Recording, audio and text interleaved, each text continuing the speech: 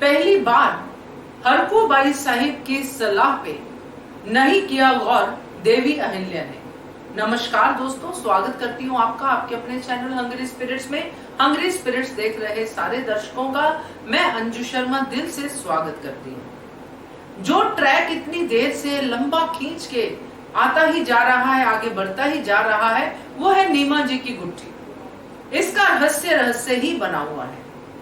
जैसे ही देवी अहिल्या इस रहस्य के करीब पहुंचने की कोशिश करती हैं, वैसे ही कुछ ना कुछ ऐसा होता है कि ये बीच में ही रह जाता है और इस बार अड़चन बन रही है हरकू बाई साहिब। मगर क्या देवी अहिल्या ने उस बात को ध्यान से सुना? क्या उस बात पे वो अमल करेंगी?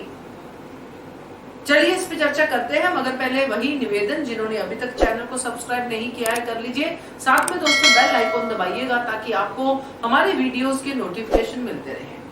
हरकू बाई साहिब, जिनको अभी तक हमने देखा है बचपन से लेके देवी अहिल्या के अब तक, शादी के बाद भी देवी अहिल्या को हमेशा वो सही सलाह देती हुई नजर आती हैं। हमेशा कमजोर मोमेंट्स पे देवी अहिल्या का सहारा बनती हैं और बहुत कुछ बताती हैं।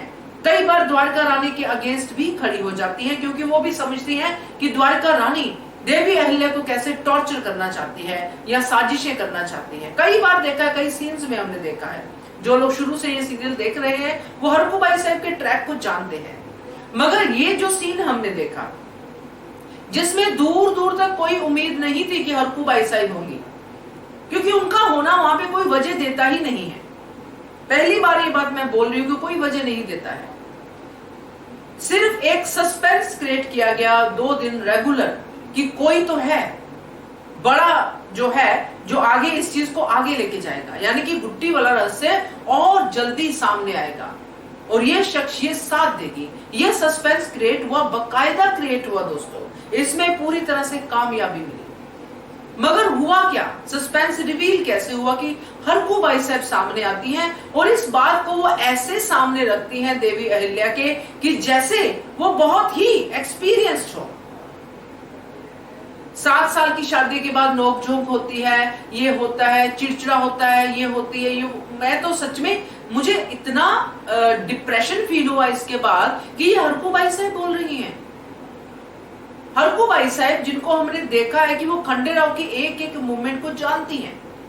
आपको अगर नहीं याद हो तो मैं याद दिला दूं कि जब खंडेराव गुरुजी के आश्रम से वापस आए थे, तब देवी अहिल्या को अंदर से बेचैनी थी, बहुत ज्यादा वो तड़प रही थी। तब भी हरकू बाई साहिब ने देवी अहिल्या को खंडेराव के बारे में बताया था कि ये जो खंडेराव आ रहे हैं, ये कुछ तो ऐसा तूफान है जिसको संभालना पड़ेगा। तो तब हमें दिखा था कि खंडेराव वहां से आए और खंडेराव को शराब पीने की आदत थी। तो वहां पे हमने वीडियो भी बनाया कि हरकू बाई साहिब पहले से जांच लेती है चीज को, वो इतनी समझदार है। मगर यहाँ पे खंडेराव की दिन ब दिन सेहत गिर रही है। खंडेराव का व्यवहार सबके सामने है। चिड़चिड़ा होना, एकदम से मूड स्विंग कर जाना, कमजोरी फील करना, ये सिम्टम्स तो आम है अभी। दुश्मनों को तो फटाफट दिख जाते हैं, मगर अपनों को नहीं दिखते हैं। ये बड़ा सस्पेंस है। हैरानी होती है दोस्तों, क्योंकि अभी हरकू बाई साहब इस बात को बहुत लाइटली ले रही हैं और देवी अहिल्या को मना कर रही हैं कि जासूसी मत करो। क्यों भाई? मैं तो सच में हैरान हुई कि ये सस्पेंस रिवील इस तरह से कैसे हो गया, क्योंकि कुछ तो चीजें हैं जो आगे बढ़नी चाहिए। ऐसे हर चीज को आधे अधूरे नहीं छोड़ सकते हैं। देवी अहिल्या को आवाज सुनती है, जो हमने पहले अपने कमेंट वीडियो में भी कवर किया, धनाजी सरदार की, वो भी आधा अधूरा छूट गया। हरकू बाई साहिब को ये पता चलता है कि वाड़े के अंदर ही कोई दुश्मन है, वो भी आधा अधूरा छूट गया। ऐसी लंबी लिस्ट है।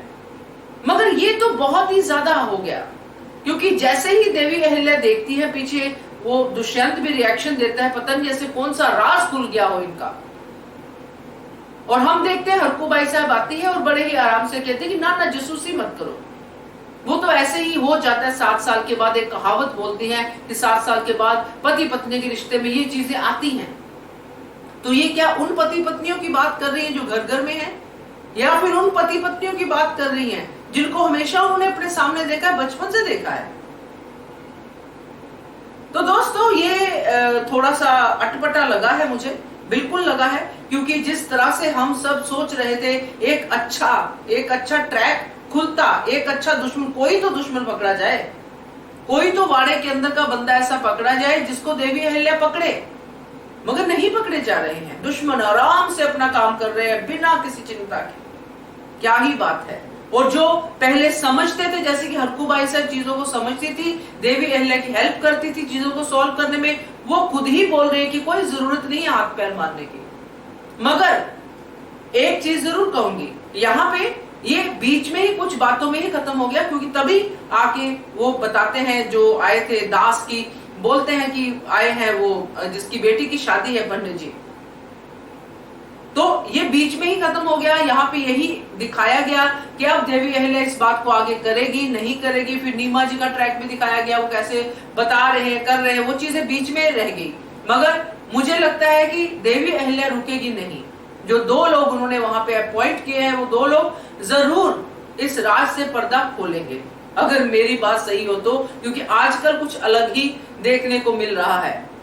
वही खोदा पहाड़ निकला चूहा वाली बात हो रही है। तो देखते हैं दोस्तों क्या होता है, मगर आपके कमेंट्स का मैं जरूर इंतजार करूंगी। कीजिएगा, देखते रहिए इस channel Hungry Spirits. Thank you so much. Subscribe to our channel by clicking the subscribe button. Click the bell button and enjoy the latest uploads from our channel.